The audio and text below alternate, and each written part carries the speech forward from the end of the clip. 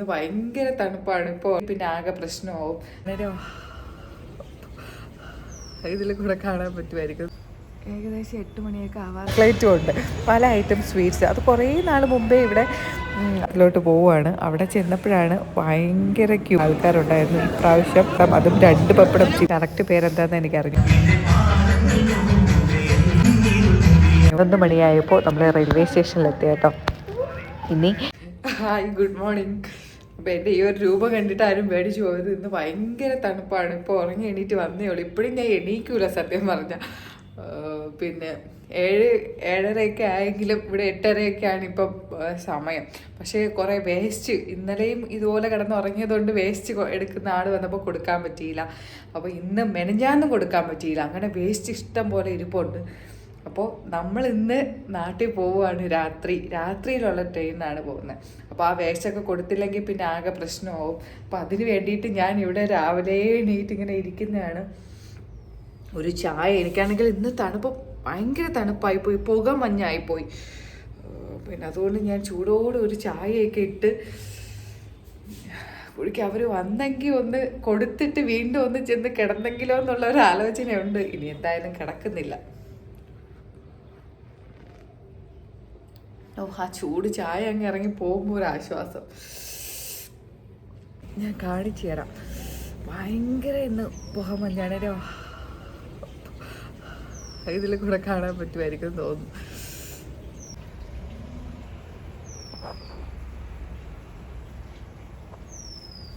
ഏകദേശം 8 മണിയൊക്കെ ആവാറായി. ഇതാണ് ഇന്നത്തെ അവസ്ഥ.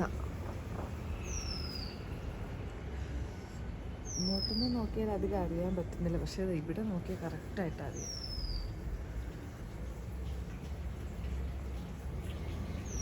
ഇരിക്കാൻ പറ്റുന്നില്ല, അത്രയും തണുപ്പ്. നമ്മുടെ ഇന്ന് കാപ്പിക്ക് ഇടിയപ്പം ഉണ്ടാക്കാമെന്ന് വിചാരിച്ച്. നാട്ടിൽ നിന്ന് കൊണ്ടുവന്ന ഇടിയപ്പത്തിൻ്റെ പൊടി ഒരു ലേശവും കൂടെ ബാക്കിയുണ്ട്. അപ്പോൾ പിന്നെ ഇടിയപ്പം ഉണ്ടാക്കി എന്തെങ്കിലും ചമ്മന്തിക്കറിയോ എന്തെങ്കിലും ഉണ്ടാക്കാം. കുറച്ചുകൂടെ കഴിഞ്ഞിട്ട് ഉണ്ടാക്കാം. തണുപ്പിൻ്റെ അവധിയൊക്കെ മാറി 2 ദിവസം ക്ലാസ് തുടങ്ങിയപ്പോൾ വീണ്ടും നല്ല തണുപ്പായി. അങ്ങനെ വീണ്ടും ഇപ്പോൾ അവധി. അങ്ങനെ അവർ കിടന്ന് സുഖം ഉറക്കമാണ്. അപ്പോൾ മകരസംക്രാന്തി ആയതുകൊണ്ട് ഇവിടെ ഇഷ്ടം പോലെ പട്ടം പറത്തും. അതാണ് ഇവിടുത്തെ ഒരു ഫേമസ് എന്ന് പറയുന്നത്. അപ്പോൾ കുഞ്ഞു മക്കൾക്ക് പട്ടം പറത്ത് അറിഞ്ഞൂടാത്തത് കൊണ്ട് ഇങ്ങനത്തെ ഹൈഡ്രജൻ ബലൂണും അങ്ങനെ അത് വാങ്ങിക്കൊണ്ട് വന്നപ്പോൾ രണ്ടുപേരും പിന്നെ ചാടി എണീറ്റ്. ഇത്രയും നൂലേ ഉള്ള, ഇതിൽ കൂടെ നൂലില്ലല്ലേ? അത് നൂലാണ്. ഓ, എത്ര രൂപ ഒരെണ്ണം? 70 രൂപ. ഒരുപാടെണ്ണം ഉണ്ടായിരുന്നു. ഞാൻ വിചാരിച്ചു നിങ്ങളെ വന്ന് വിളിച്ചോണ്ട് പോകാം. പിന്നെ വിചാരിച്ചു ഇനി തണുപ്പത്ത് ഇന്ന് ഭയങ്കര പുക മഞ്ഞോ അത് പോയിട്ട്. വിട് ചിലപ്പോ ഇതുവഴി ഇത് പിന്നെ പുറത്ത് പോകാനുള്ള ഇതില്ലല്ലോ. ഇത് വിട്ടേ. നിങ്ങൾ പല്ലൊക്കെ തേച്ച് റെഡി ആയതിനു ശേഷം പോയാൽ മതി. ഇല്ലെങ്കിൽ ഡോറിന്റെ എവിടെയെങ്കിലും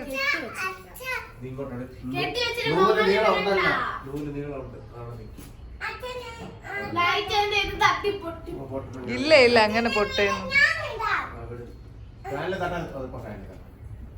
ചേട്ടൻ ഉടനെ വന്നപ്പോൾ പിന്നെ എനിക്ക് ടെൻഷനായിപ്പോയി. ഇനി കാപ്പി കുടിച്ചിട്ട് ഇനി വീണ്ടും പോകണോ അതോ പോകണ്ടേ? അപ്പോൾ പറഞ്ഞു ലേറ്റായിട്ട് പോയാൽ മതിയെന്ന്. അങ്ങനെ പിന്നെ പെട്ടെന്ന് ഇടിയപ്പത്തിൻ്റെ മാവൊക്കെ നനച്ച് ഇടിയപ്പവും ചമ്മന്തിക്കറിയും ഉണ്ടാക്കി. പല്ല് തേപ്പൊക്കെ ഇപ്പോഴാണ് കഴിഞ്ഞത് ഫ്രണ്ട്സ്. എൻ്റെ അമ്മയെ സഹിക്കാൻ പറ്റുന്നില്ല. മുഖമൊക്കെ ഉണ്ടോയെന്ന് എന്നെ അറിഞ്ഞൂടെ മുഖം കഴിയപ്പം. എന്തേ ടി വി ഇടണ്ട. നീ ഇടിയപ്പം കഴിച്ചാ? പിന്നെ വേണ്ട, ടി വി ഇടണ്ട.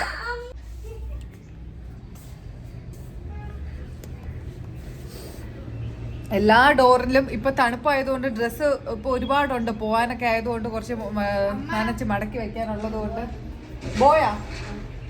എന്നിട്ട് രാത്രിയാവുമ്പം എടുത്ത് ഇങ്ങനെ ഓരോ ഡോറിൻ്റെ അപ്പം റൂമിന്റെ ചൂടെങ്കിലും കൊണ്ടിട്ട് ഉണങ്ങട്ടെന്ന് വിചാരിച്ച്. ഇനിയും ഒരു ലോഡ് തുണി നനയ്ക്കാൻ വേണ്ടിയിട്ട് ഇട്ടിരിക്കുന്നു.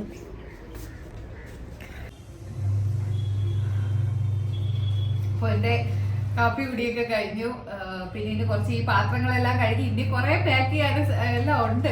പാക്ക് എന്ന് പറഞ്ഞാൽ ഇതുവരെ ഒന്നും ചെയ്തില്ല. ഇനി വേണം പാക്കൊക്കെ ചെയ്യാം. അത് ഉച്ചയ്ക്ക് ശേഷം ചെയ്യാം. രാത്രിയല്ലേ പോവുള്ളൂ. അപ്പോൾ ഇനി ഈ പാത്രങ്ങളെല്ലാം കഴുകാനുണ്ട്.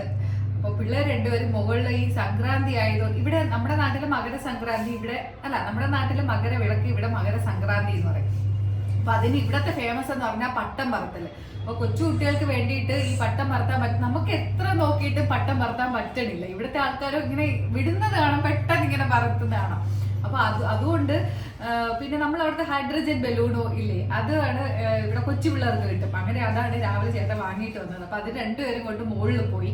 അപ്പൊ ഇനി കുറച്ച് നേരം അങ്ങോട്ട് ചെന്ന് നിൽക്കുക. ഇപ്പൊ കുറച്ച് വെയിലൊക്കെ പോയിട്ട് വന്ന് ഇനി പാത്രമൊക്കെ കഴുകാം. ഉച്ചയ്ക്ക് ഇന്ന് എന്തായാലും ഫുഡൊന്നും ഉണ്ടാക്കണ്ട. മകരവിളക്കായതുകൊണ്ട് നമ്മുടെ അയ്യപ്പൻ്റെ അമ്പലത്തിൽ ഉച്ചയ്ക്ക് സദ്യയൊക്കെ ഉണ്ട്. അപ്പൊ അവിടെ പോയി കഴിക്കാം. രാത്രി അവിടെ ഫുഡുണ്ട്. അപ്പൊ രാത്രിയൊക്കെ പോയി കഴിച്ചിട്ട് നമുക്ക് പോയാൽ മതി. അപ്പൊ അതുകൊണ്ട് ഇന്ന് വേറെ കുക്കിംഗ് ഒന്നുമില്ല. തനുട്ടീനെ പട്ടം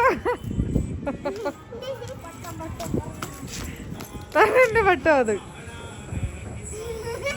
അല്ലാതെ നമുക്ക് പട്ടം പറത്താൻ അറിയില്ല.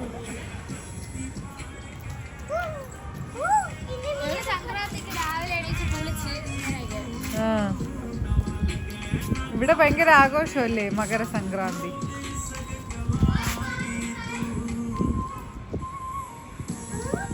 റോഡിൻ്റെ 2 സൈഡിലായിട്ട് ഇഷ്ടംപോലെ പട്ടമുണ്ട്. അപ്പോൾ ഈ പട്ടം പൊട്ടിപ്പോകുന്നതിനനുസരിച്ച് ആൾക്കാർ വന്ന് വാങ്ങിക്കൊണ്ട് പോകുന്നുണ്ട്. അവർക്കൊരു ഉത്സവവും പോലെയാണ് കേട്ടോ.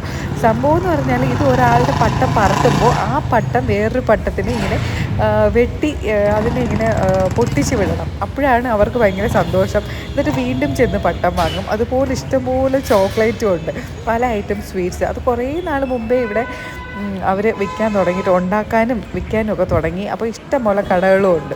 പട്ടമെന്ന് പറഞ്ഞാൽ നമുക്കറിഞ്ഞൂട്ടോ, അത്രയും ഇങ്ങനെ ഇതിൽ എന്തെങ്കിലും പക്ഷികൾ പറക്കുന്നതാണോ പട്ടമാണോ, അത്രയും പട്ടമുണ്ട്. ഇപ്പം നിങ്ങൾക്ക് നോക്കുമ്പോൾ തന്നെ കാണാൻ കഴിയും, ഇഷ്ടംപോലെ പട്ടം പറത്തുന്നുണ്ട്. പിന്നെ ഈ പട്ടം പറത്തുന്നതിന് ഒരു പ്രത്യേക കഴിവുണ്ട്. നമ്മൾ വിചാരിക്കും നിസ്സാരം പോലെ നമുക്ക് പറത്താൻ പറ്റുമെന്ന്, പക്ഷേ അതിന് പറ്റൂല. അതിനെന്തോ ഒരു വശമുണ്ട്. നമ്മളാണെങ്കിൽ ഒരുപാട് പ്രാവശ്യം ഇങ്ങനെ പറത്താൻ നോക്കിയിട്ട് പറ്റിയില്ല. 2-3 ദിവസത്തിന് ശേഷം ഇപ്പം ഇന്ന് നല്ല വെയിലുണ്ട് മുകളിൽ. പക്ഷെ നമ്മൾ വീട്ടിനകത്ത് കയറി പോകുമ്പം വെയിലൊന്നും കാണൂല, ഭയങ്കര തണുപ്പായിരിക്കും. ഇവിടെ ടെറസ് കയറി നിൽക്കുന്നതുകൊണ്ട് നല്ല വെയിലുണ്ട്.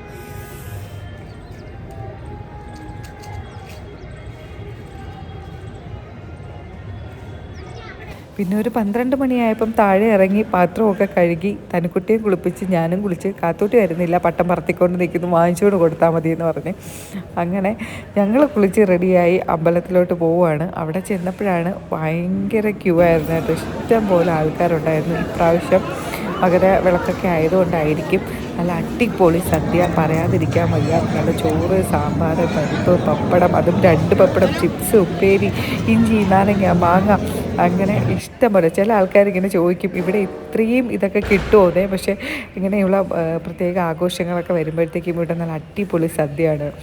അങ്ങനെ അടിപൊളി സദ്യയൊക്കെ കഴിച്ച് വയറും മനസ്സും ഒക്കെ നിറഞ്ഞ് കാത്തൂട്ടിക്കുള്ള പങ്കും വാങ്ങിച്ചിട്ട് ഞങ്ങൾ വരുമ്പോൾ ഈ റോഡിൽ ഇവിടെയാണെങ്കിൽ ഇഷ്ടംപോലെ പിന്നെ നമ്മുടെ ടെക്സ്റ്റൈൽസ് ഉണ്ട്. അപ്പോൾ ഇവിടുത്തെ രാജസ്ഥാനിലെ കല്യാണങ്ങൾക്ക് കല്യാണ ചെറുക്കന്മാർ ഇങ്ങനത്തെ ഡ്രസ്സാണ് കേട്ടോ ഇടുന്നത്.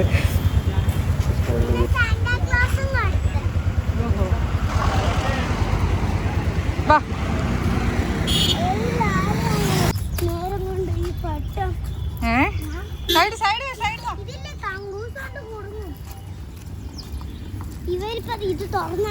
നീ ഈ പട്ടം പറക്കാനാണ് ഇറങ്ങിയത്?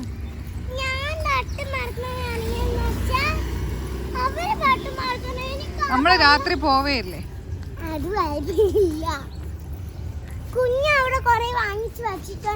പട്ടോ കുഞ്ഞ വാങ്ങിച്ചു വെച്ചിക്കണേ. വാ വാ കുഞ്ഞേച്ചിക്ക് വിശക്കണേ. വൈകുന്നേരം ഞാനങ്ങനെ ഡ്രസ്സൊക്കെ പറക്കി വെച്ചുകൊണ്ടിരുന്നപ്പോഴാണ് തനൂട്ടി എന്ന് പറയുന്നത് അമ്മ മുകളിൽ കയറുമ്പോൾ നല്ല അടിപൊളി ഒരു കാഴ്ച കാണിച്ചു തരാന്നേ. അപ്പോൾ അവിടെ ചെന്നപ്പം എന്തോ സത്യം പറഞ്ഞാൽ എന്തോ ഒരു ഭയങ്കര ഇഷ്ടമായിട്ട് ഈ ആകാശം ഫുള്ളും നമ്മുടെ ലൈറ്റ്. ഇത് ഞാനവിടെ ചോദിച്ചപ്പം ലാൽട്ടേൺ എന്നാണ് അവർ പറഞ്ഞത്. ഇതിൻ്റെ കറക്റ്റ് പേരെന്താണെന്ന് എനിക്ക് അറിഞ്ഞുകൂടാ. ലൈറ്റ് കത്തിച്ച് വിടുന്ന സംഭവമാണ്. അവർ പ്രാർത്ഥിച്ചിട്ട് ഇങ്ങനെ അങ്ങ് കത്തിച്ച് വിടുന്നതാണ്. മൊത്തം ഇതായിരുന്നു കേട്ടോ, ഭയങ്കര രസമായിരുന്നു.